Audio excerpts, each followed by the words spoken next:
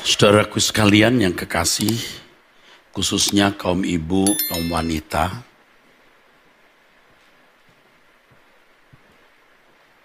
dunia semakin jahat. Demikian dikatakan oleh firman Tuhan, oleh Tuhan Yesus sendiri di Injil Matius pasal 24 ayat 12 dan 13. Paulus juga menubuatkan itu di dalam 2 Timotius pasal 3 ayat 1 sampai 5. Dengan keadaan dunia yang makin jahat, di mana kasih kebanyakan orang menjadi dingin, kedurhakaan bertambah-tambah, juga di dalam 2 Timotius 3 ayat 1 sampai 5 ditulis bagaimana manusia menjadi makin rusak, maka keturunan manusia makin besar kerusakannya. Jadi gen yang diwariskan orang tua yang rusak kepada anak, juga gen yang rusak dan menjadi makin rusak. Sementara gennya rusak, lingkungannya juga rusak. Inilah yang membuat sedikit sekali orang yang diselamatkan atau sedikit sekali orang yang menjadi manusia sesuai dengan rancangan Allah. Manusia gagal menjadi manusia. Makin sedikit manusia yang menjadi manusia sesuai rancangan Allah. Jadi bisa dimengerti mengapa di Lukas pasal 18 ayat 8 Tuhan Yesus berkata, jika anak manusia datang, apakah ia menjumpai iman di bumi? Artinya apakah ia menjumpai orang yang memiliki kehidupan seperti yang Allah inginkan? Jadi bukan hanya beragama, tetapi juga menjadi manusia seperti yang Allah inginkan. Makin sedikit, saudara. Kerusakan manusia membangun selera kehidupan atau selera jiwa yang juga makin menyimpang atau makin rusak. Ya tentu saja kalau orang tuanya memiliki gairah hidup, selera jiwa yang salah, maka anaknya pun pasti mewarisi. Dari anak lahir, seorang anak manusia lahir lalu melihat apa yang ada di lingkungannya, apa yang dilihat anak itu ya dari yang dilakukan orang tua, dan orang tua juga membagi gairah hidupnya, membagi selera-selera jiwanya kepada anak, dan anak menjadi mengikuti keadaan orang tua. Jadi selera jiwa manusia juga semakin rusak, saudaraku. Bahkan orang benar pun juga sulit mempertahankan integritasnya. Nah, di sini manusia makin tidak merasa membutuhkan Allah. Sebenarnya ada semacam rongga kosong dalam jiwa manusia yang tidak bisa diisi oleh siapapun dan apapun selain Allah sendiri. Jadi manusia diciptakan oleh Sang Khalik, ya, lalu diberi keadaan seperti itu. Dan ini dilakukan oleh Allah karena kasih-Nya, supaya manusia tidak mencari sesuatu yang lain guna mengisi kekosongan jiwanya itu. Hanya Tuhan yang bisa mengisi, saudara. Hanya Allah yang bisa mengisi. Di dalam Yohanes pasal 4, Tuhan Yesus berkata kepada perempuan atau wanita Samaria, kalau ia minum air di sumur atau perigi Yakub dekat kota Sikhar itu, di mana Tuhan menjumpai wanita itu secara khusus, wanita itu akan haus lagi. Tetapi kalau minum air yang diberikan Tuhan, ia tidak akan haus tapi puas, bahkan dari dalamnya akan memancar air kehidupan. Tentu yang dimaksud Tuhan Yesus dengan air di sini bisa semua pemenuhan kebutuhan jasmani yang menyangkut kebutuhan fisik. Tapi juga bisa menyangkut pemenuhan kebutuhan jiwa. Karena wanita ini ternyata telah memiliki 5 laki-laki. Ini menunjukkan kehausan di dalam jiwanya. Dan ternyata ia tidak mendapatkan jawaban. Dan Tuhan menunjukkan bahwa sesungguhnya yang dibutuhkan dia adalah Allah yang mengisi kekosongan jiwanya. Saudara, dalam dunia yang makin gelap, di mana selera jiwa manusia telah menjadi sesat dan diturunkan dari generasi ke generasi, maka kehausan akan Allah makin tipis, bahkan makin kurang. Kalau dalam bahasa sosiologi, sense of religious, perasaan beragama makin pudar, saudara. Kita melihat di negara barat, di negara-negara barat, orang tidak merasa membutuhkan agama. Itu sama dengan merasa tidak membutuhkan Tuhan.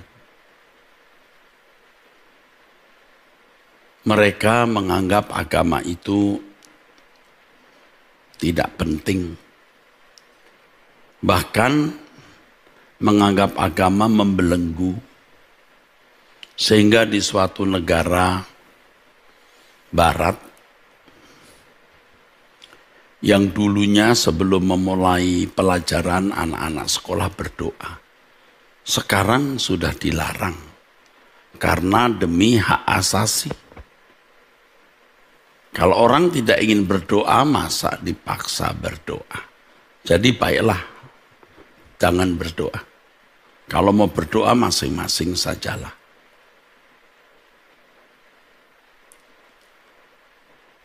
Ada lagi usaha untuk membuat hukum. Kalau mengajarkan agama atau dalam bahasa kita menginjil, itu bisa dianggap melanggar hak asasi. Coba saudara lihat perubahan demi perubahan zaman, ya. Membuat seseorang tidak merasa membutuhkan Allah. Ada kekosongan dalam jiwa manusia yang mestinya diisi oleh Allah.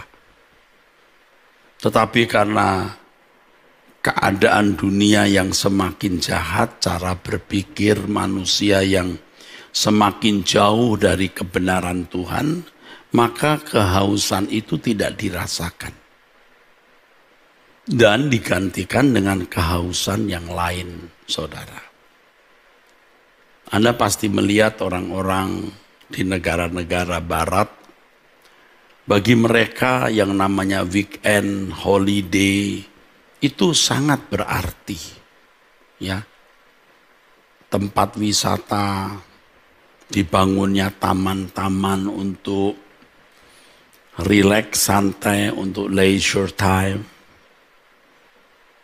Lalu bagaimana membuat rumah-rumah yang indah, dari yang artistik sampai minimalis. Dan banyak hal yang dilakukan, belum showbiznya. Bagaimana orang berusaha menciptakan berbagai inovasi untuk bisa membuat manusia sejahtera, membuat manusia bahagia, saudaraku. Karena kehausan mereka telah diarahkan kepada adres yang salah. Jadi manusia dalam kesepiannya mengisi kesepiannya dengan berbagai hal, saudara. Ada sesuatu yang kurang di dalam dirinya. Dan mereka mengisi kekosongan jiwa mereka yang sama dengan kesepian hati mereka dengan berbagai sarana, dari materi sampai hiburan dunia. Sementara itu Allah tereliminasi, Allah disingkirkan, saudara. Dan ini sebenarnya bentuk dari keberhasilan kuasa kegelapan, saudara. Ini bentuk dari keberhasilan kuasa kegelapan. Nah, kalau di daerah, di negara-negara timur seperti Indonesia, ya di Asia, itu pun tentu tidak semua, saudara. Ya, kalau saudara pergi ke beberapa negara, terutama negara yang maju, saudara, di Asia ini, ya. Itu juga kita melihat suasana, dalam tanda kutip, suasana dunia nihilistis, di mana Allah dianggap tidak ada atau tidak perlu ada, saudara. Kalau saudara pergi ke beberapa negara, ya, saya tidak perlu sebut, lihat bagaimana orang pagi-pagi sudah bruk pergi ke tempat kerja atau cari nafkah, sorenya juga bruk. Jalan kaki, ada yang melalui kendaraan umum, lalu sepi. Tapi ada beberapa tempat yang tidak pernah tidur, rame terus, saudara. Nanti besok begitu lagi, ya saudara. Karena saya sudah beberapa kali ke beberapa negara ini, saya melihat suasana itu. Ya, kalau saya menggunakan kata suasana kafir, itu kasar, ya saudara. Tapi suasana orang nihilistis, suasana orang yang tidak atau kurang bertuhan dengan benar, saudara. Apalagi di negara barat. Tentu saya sudah beberapa kali ke negara-negara barat ini. Baik Eropa, Amerika maupun Australia. Suasana di mana orang tidak merasa membutuhkan Tuhan itu, saudara. Ya. Manusia telah terkondisi demikian. Tetapi kalau di Asia seperti Indonesia ini, di mana orang masih memiliki sense of religious, masih mencoba untuk beragama. Tetapi semangat materialisme, saudara, di mana materi dianggap nilai tertinggi kehidupan dan orang merasa hidupnya lebih bahagia kalau materinya, kekayaannya lebih banyak. Ya. Dunia yang menjadi duniawi, sekuleristis namanya. Manusia juga akhirnya beragama, tetapi tidak sungguh-sungguh bertuhan. Sehingga tidak ada kehausan yang benar terhadap Allah. Nah, di negara-negara timur seperti ini, di mana agama dihargai dan dijunjung tinggi, agama bisa menjadi komoditas bagi para rohaniwan. Kalau di dalam kekristenan ini menjadi komoditas pendeta untuk mencari uang, untuk mencari kedudukan, kehormatan, kekuasaan di dalam gereja. Dan itu fakta yang tidak bisa dibantah. Lalu di dalam gereja diajarkan teologi kemakmuran.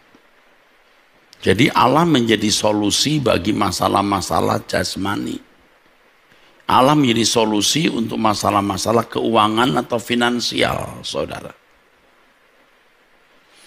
Ini sudah menyimpang, sudah meleset dari kebenaran Injil yang murni. Tetapi gereja-gereja seperti ini justru menjadi subur. Ya. Trennya demikian, banyak orang-orang yang datang dan mengikuti ajaran itu karena dianggap itu alkitabiah. Bangsa Israel diberkati kok gitu.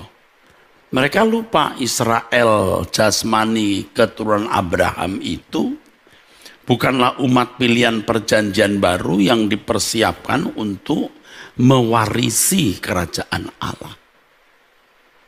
Sehingga banyak orang ke gereja tanpa disadari tidak merindukan Tuhan. Dan kalau mereka tidak merindukan Tuhan, mereka juga pasti tidak merindukan langit baru dan bumi baru. Tidak merindukan kerajaan surga. Ini orang-orang yang lupa pulang. Jadi sebenarnya mereka tidak beda jauh dari orang-orang barat. Ya, yang alam pikirannya sudah nihilistis, materialistis, saudara. Oleh pengaruh sekulerisme atau penduniawian, jadi duniawi. Beragama tapi duniawi, saudara. Kalau orang barat tidak beragama, memang duniawi, tapi masih ada unsur humanismenya. Nilai-nilai kemanusiaan. Maka di sana hak-hak manusia dijunjung tinggi.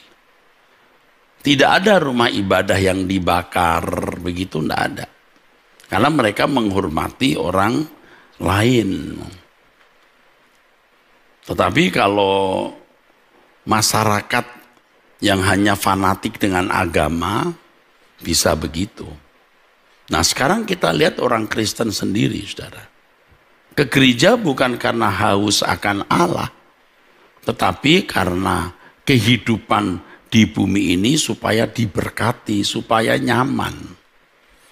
Mungkin menyanyi juga seperti yang ada di dalam kitab Mazmur, seperti rusa merindukan sungai yang mengalir, jiwaku merindukan Engkau ya Allah. Jiwanya merindukan Allah itu karena Allah menjadi sumber berkat materi, sumber berkat jasmani, bukan karena Allah itu sendiri tujuan hidup kita.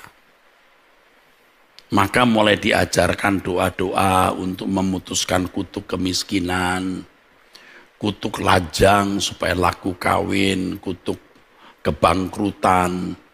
Ya, ini indikasi, saudara. Indikatornya jelas, petunjuknya jelas.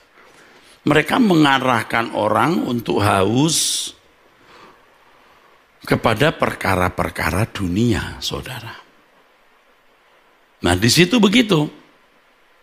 Dulu juga saya termasuk aliran itu karena ikut-ikutan. Bagaimana orang menulis lembar doa, taruh di depan, ditumpangin tangan, apapun isinya, tidak diseleksi. Jadi Tuhan itu seperti supermarket yang bisa menawarkan apapun, ya namanya juga supermarket tapi super. Jadi apa saja ada, apa lu mau gua ada. Lalu dengan nama Yesus atau dalam nama Yesus Tuhan bisa memberikan berkatnya. Itu yang diyakini. Nah, kehausan di dalam jiwa mereka tidak disadari. sementara dunia sekitar kita sudah menyesatkan kita, saudara. Kita tidak diajar kebenaran untuk menemukan kehausan itu. Nah, kalau jujur juga saya harus mengatakan dari kecil saya Kristen, saudara. Saya juga aktif di remaja, kegiatan pemuda sejak muda. Berpemain musik di gereja, lalu saya aktif dalam pelayanan menjadi wakil gembala sidang sampai menjadi gembala sidang. Tetapi saya masih ingin punya fasilitas. Wajarnya orang hidup. Saya juga ingin jadi orang terhormat. Walaupun tidak saya katakan, saudara. Saya juga ingin punya gelar yang membuat nama saya ada embel-embelnya. Nah, itu kehausan yang salah. Dan saya harus puaskan. Belum keinginan daging. Nah, puji Tuhan ketika kita belajar kebenaran terus, seperti yang dikatakan dalam Yohanes pasal 8 ayat 31 dan 32. Kebenaran itu memerdekakan. Kita dimerdekakan. Artinya kita mulai menyadari bahwa keinginan-keinginan untuk memiliki apa yang orang lain miliki, itu jadi belenggu, itu jadi ikatan. Kalau kebenaran itu yang memerdekakan kita, kalau kita belajar kebenaran, saudara, kita seharusnya hanya terikat Tuhan. Alkitab loh yang mengajarkan, bagiku hidup adalah Kristus, mati adalah keuntungan. Jadi tidak ada yang aku target untuk kumiliki kecuali Tuhan. Kalau di dalam pemazmur dikatakan, dan ini menakjubkan ya, karena mazmur di perjanjian lama, dia bisa berkata yang kuingini engkau saja.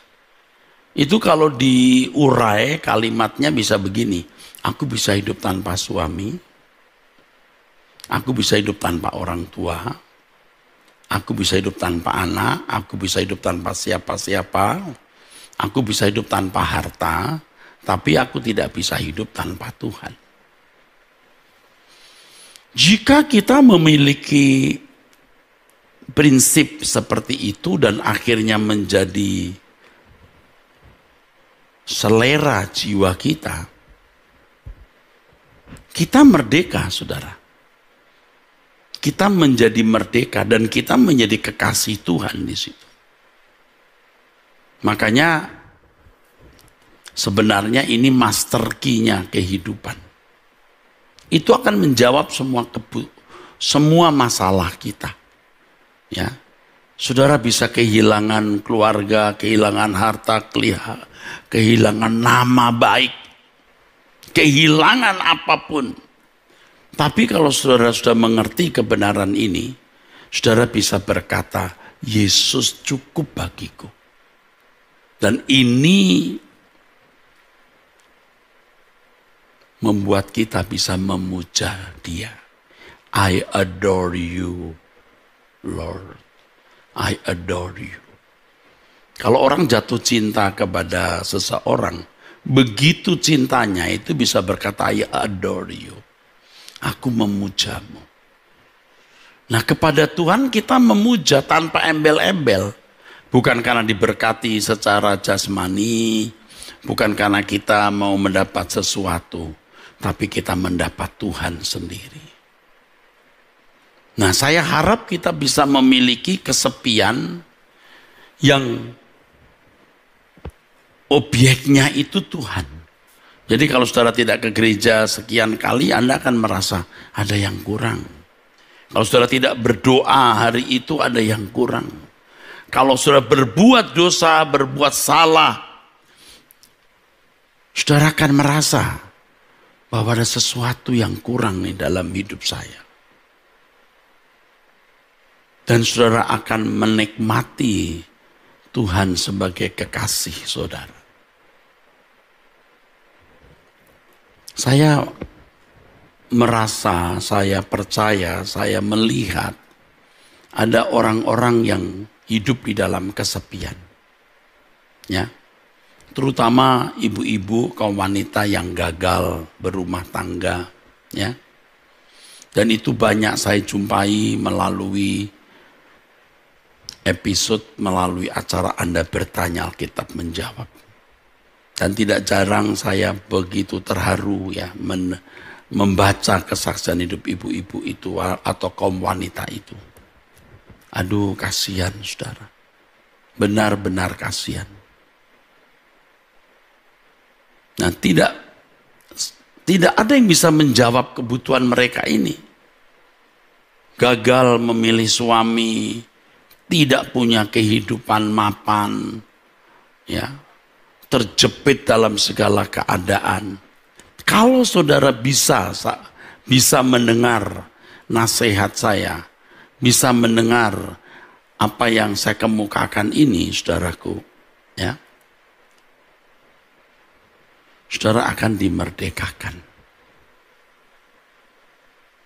Allah tidak kelihatan, tetapi Dia hidup.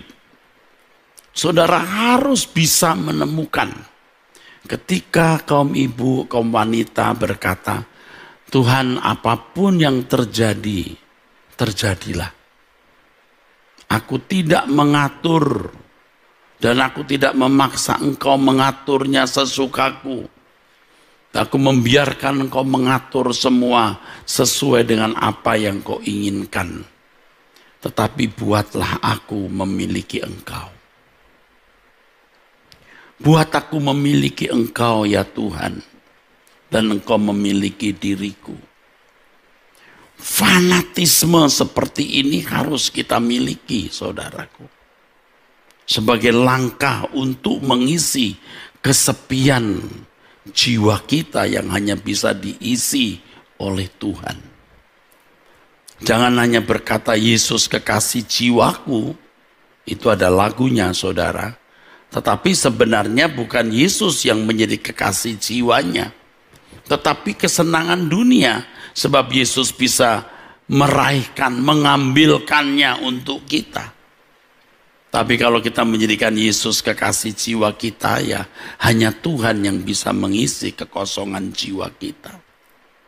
Nah, masalahnya saudara, bagaimana mekanisme jiwa yang diisi oleh Tuhan itu? Ini bukan hal yang sederhana. Kita bisa berkata Tuhan masuk dalam hatiku. Bagaimana mekanisme Yesus atau Tuhan masuk di hati kita? Tuhan penuhi aku. Bagaimana mekanisme kita dipenuhi Tuhan? Kalau hanya kata-kata dan kalimat, suatu hari orang akan berkata, kok sama saja ya, seperti dulu. Harus ada langkah-langkah yang kita miliki agar jiwa kita terisi oleh Tuhan. Sampai kita mengalami yang namanya edik atau kecanduan Tuhan.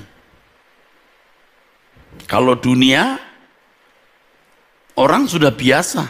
Ibu-ibu kecanduan merek barang, ibu-ibu kecanduan tas, model tas, ibu-ibu kecanduan merek barang, jelas. Merek tas, merek arloji, merek sepatu. Ya. Belum lagi model-model yang muncul belakangan. Sehingga hidupnya dibelenggu. Dan kehausan jiwanya untuk itu. Makanya kalau tidak pergi ke mall sebulan sekali sudah jadi kering dia. Seminggu saja nggak ke mall rasanya sepi. Nah kalau orang punya uang menjadi sepohlik ya, maunya belanja itu saudaraku. Itu orang kecanduan saudara.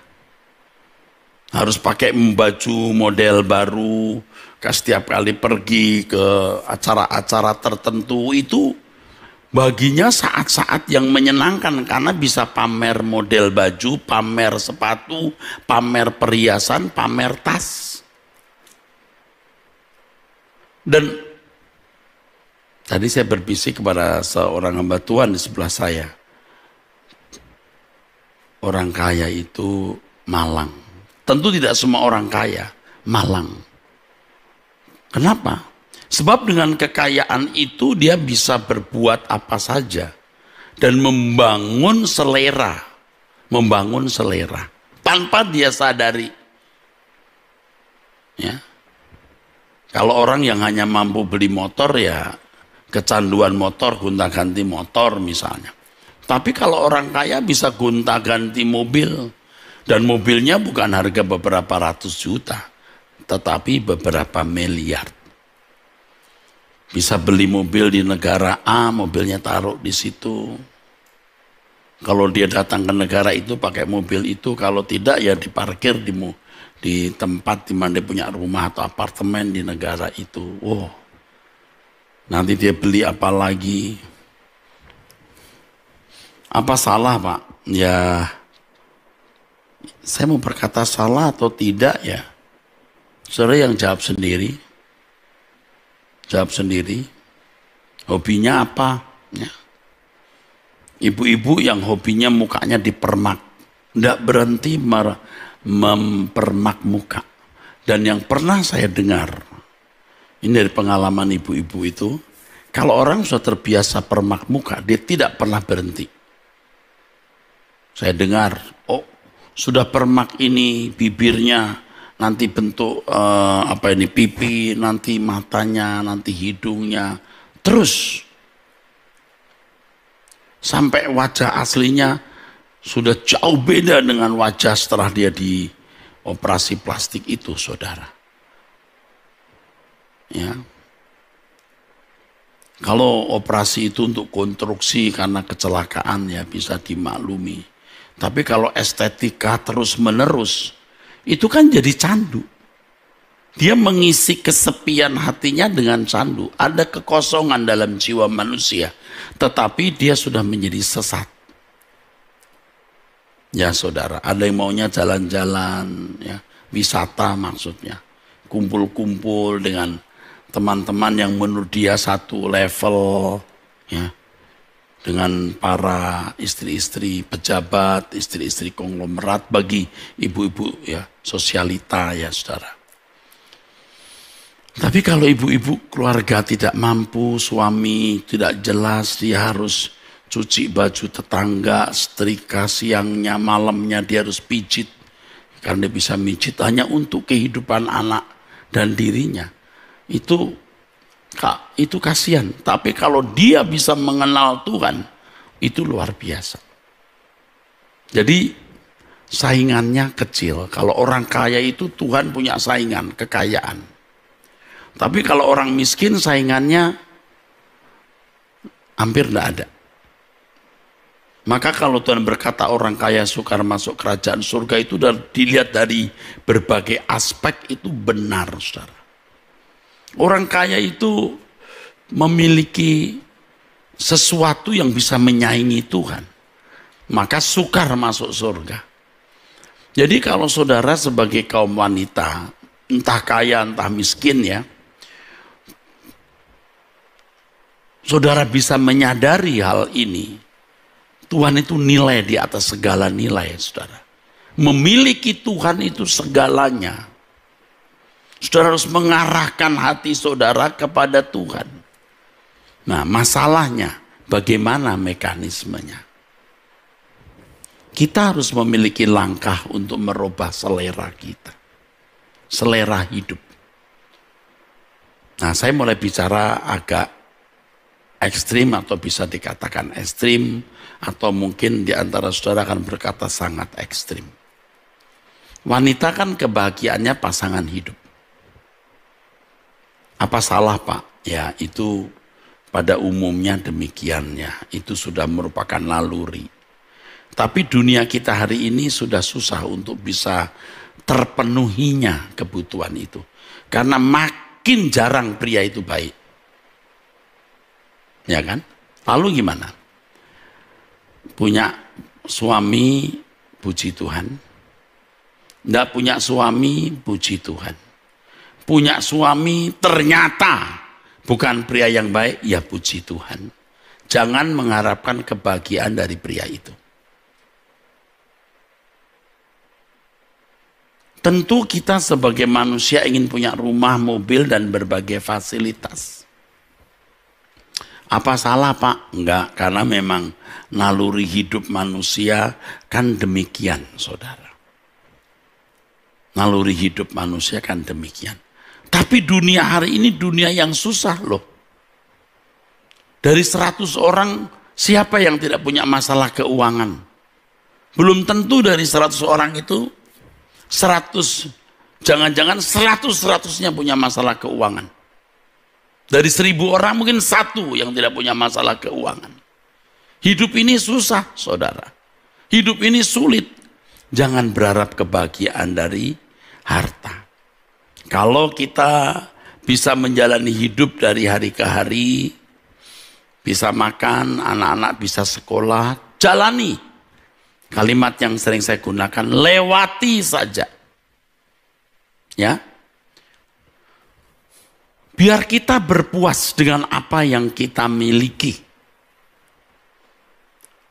Apapun secara materi kita puas. Dengan demikian kita membuka lebih lebar kehausan kita akan Allah.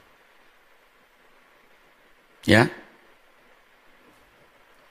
Kalau ada ibu-ibu yang sekarang ini dikhianati suami misalnya, jangan dipikirkan, ya sudah terjadi, sudah mau apa. Tuhan pun tidak bisa mencegah kalau lakimu, suamimu mau berbuat begitu, ya sudah. Lepaskan walaupun tidak rela, tapi ya sudah, lepaskan sampai kita ibu-ibu rela. Ya. Saudara mengalami banyak masalah, saya mengerti, saya juga punya masalah. Tapi jalani saja. Dan jangan berharap dengan masalah ini bisa diselesaikan kita bahagia, jangan berpikir.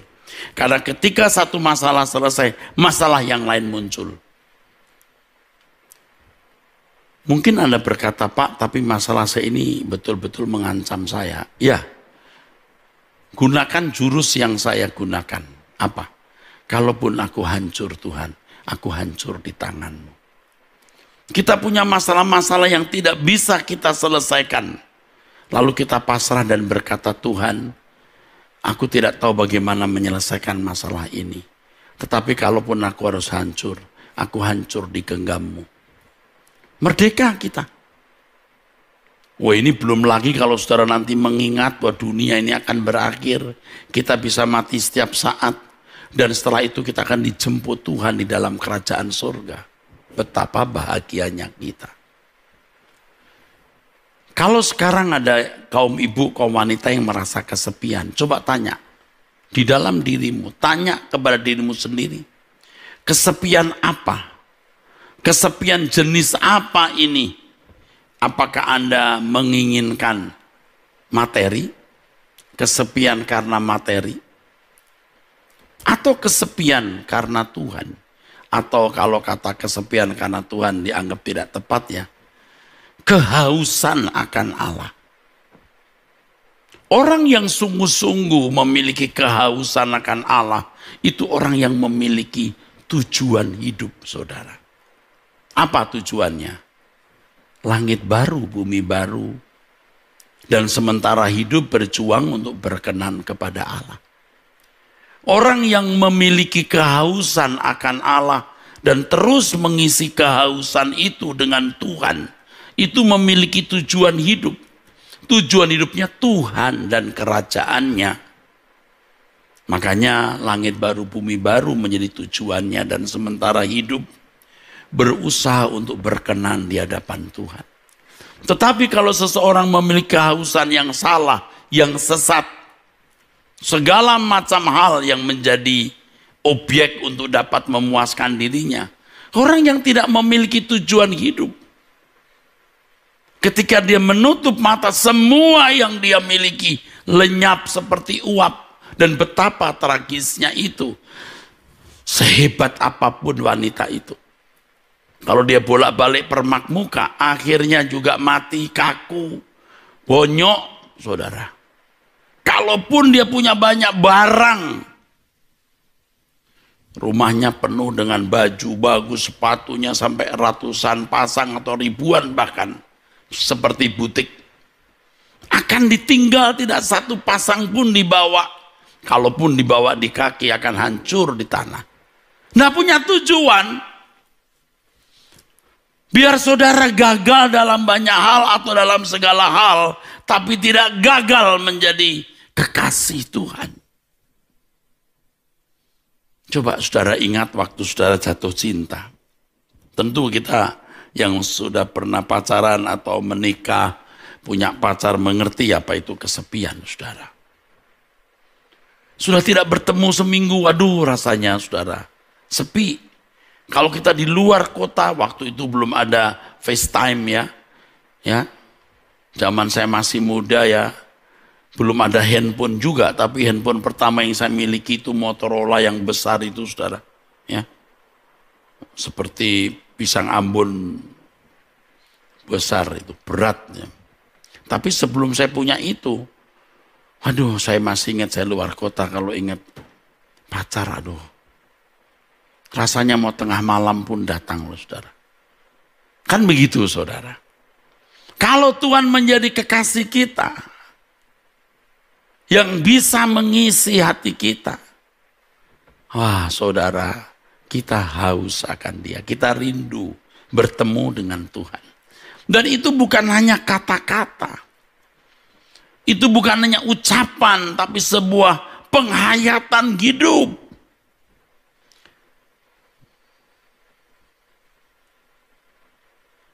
Waduh, indah sekali saudara. Dan ketika usia saya makin senja, saudaraku, saya baru mengerti itu.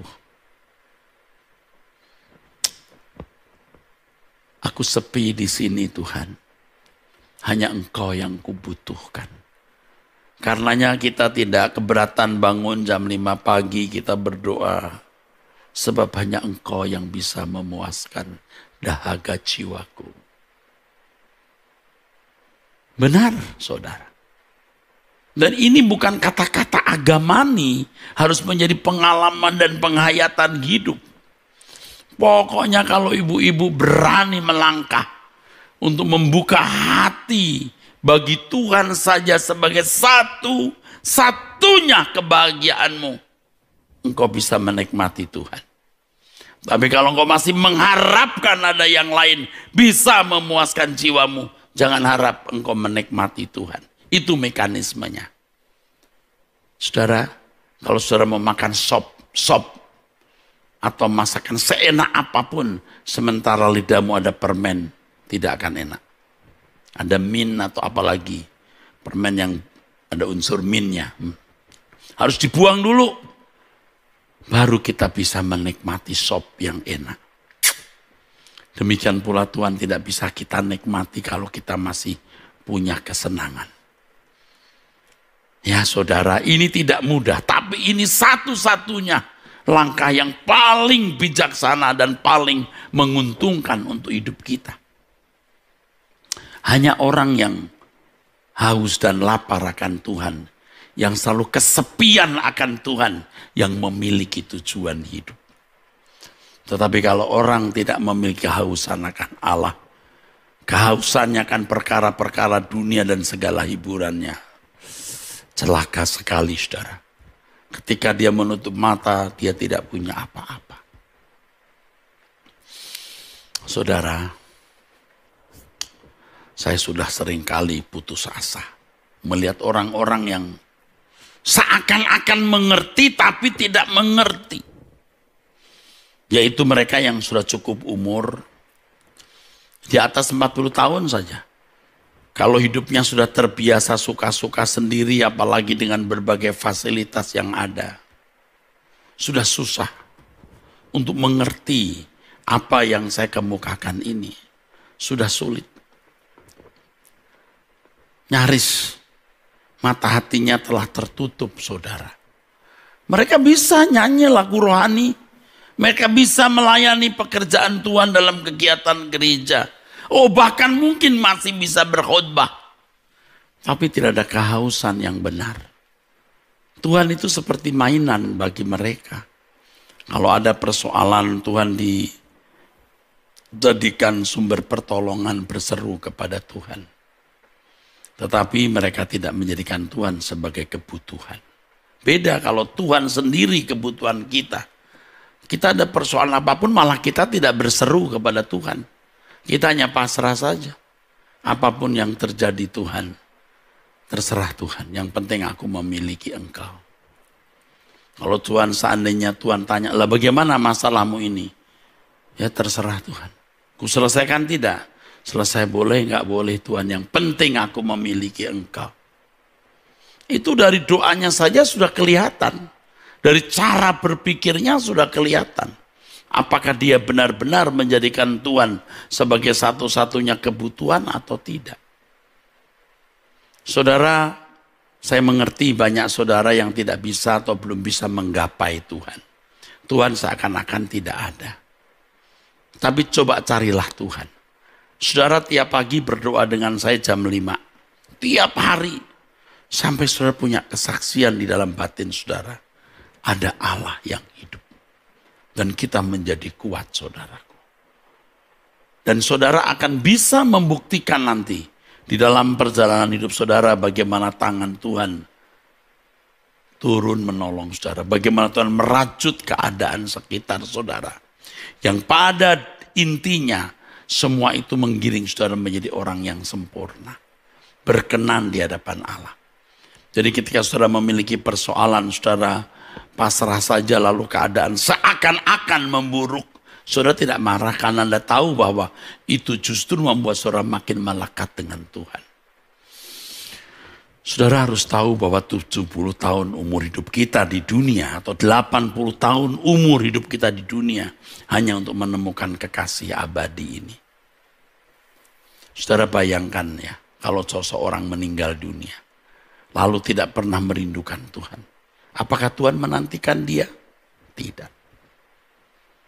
Tapi kalau orang merindukan Tuhan, orang haus akan Tuhan. Orang yang hatinya hanya bisa diisi oleh Tuhan. Ketika dia meninggal dunia, Tuhan juga menantikan dia, saudara. Tuhan ingin kita memandang wajahnya. Aduh, saya takut, saudara, kalau saya tidak merindukan Tuhan lagi. Karena kesibukan pelayanan, karena kebanggaan menjadi pemimpin, karena kehormatan. Saya takut. Saya takut, saudara. Benar, saya takut. Maka dalam doa saya juga mengatakan, Tuhan, jangan sampai aku menoleh ke belakang. Tolonglah aku supaya aku tetap memandang Engkau ya Tuhan. Ini menjadi doa dan kerinduan saya, saudaraku. Saudara, masih banyak yang saya mau sampaikan, tetap di Truth ID. Dan apa yang saya kemukakan ini, saudara renungkan dan Roh Kudus akan tambahkan bagaimana melengkapi apa yang saya sampaikan, bahkan menyempurnakannya. Sehingga saudara menjadi orang-orang yang benar-benar memiliki kesepian akan Allah, kehausan akan Allah. Bukan kesepian terhadap benda-benda dunia. Ayo kita mengembangkan kehausan ini. Kita mengisi kesepian kita bukan dengan jalan-jalan, dengan harta, dengan kekayaan, dengan materi, dengan makan minum, dengan seks, dengan kumpul-kumpul, tapi dengan Tuhan saja. Tuhanlah yang mengisi kesepian kita.